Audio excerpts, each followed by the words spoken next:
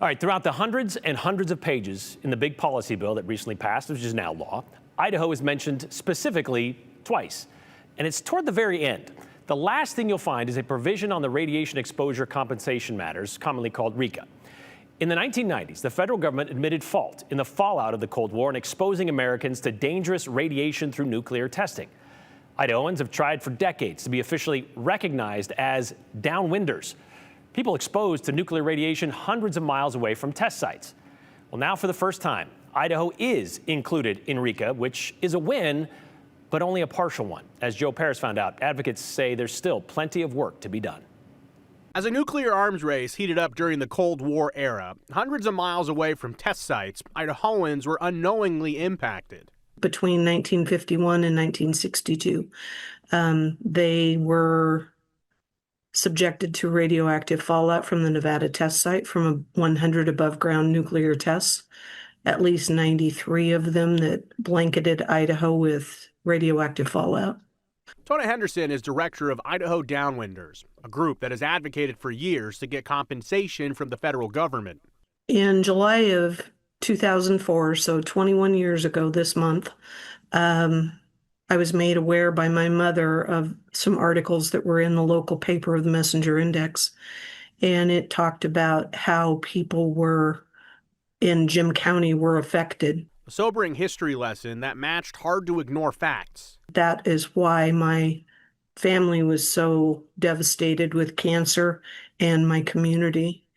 And around here, we always knew there was cancer. If you didn't die from a traffic accident, you died from cancer. But official recognition from the federal government did not include Idaho, as the Radiation Exposure Compensation Act, RECA, rolled out in 1990.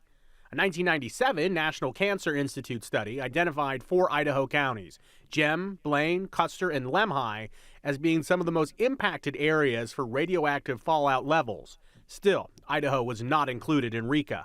Back during the testing times, I was told by my father, after we had discovered this, that the government would put out radio announcements of be part of history, go out at this certain day and time and look toward the test site and you can see the test go off. And he said that you get up to the top of the foothills that surround Emmett, and you could look toward the test site, which is 500 miles away, and you could see the colors of the test going off. First-hand accounts are consistent. It wasn't just a visual in the distance. Within a matter of hours or a matter of days, the valley would be blanketed in ash, and some of it sometimes looked like snow. And they knew what it was, but they didn't know there was any problems. Idaho Senator Mike Crapo has worked for years to try and get impacted Idahoans recognized in RECA. When this legislation made it through, it was a great relief. I've worked with the Downwinders now for 20 years. Finally, after decades of waiting and advocating, some recognition was signed into law back on the 4th of July. It's been literally decades in coming. And now we're going to start solving something that the federal government should have solved long ago. But it was a last-second save that ensured Idaho was a part of it. We'd all been stripped out of the bill. And so I contacted our delegation in D.C., Senator Crapo, Senator Risch, and Congressman Fulcher, and pleaded with them to do whatever they could to get us back into the bill.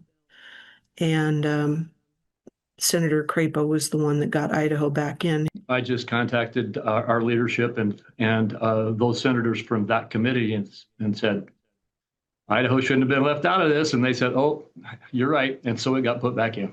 While eligible Idahoans can seek $100,000 in compensation, medical benefits to treat specific types of cancer were left out.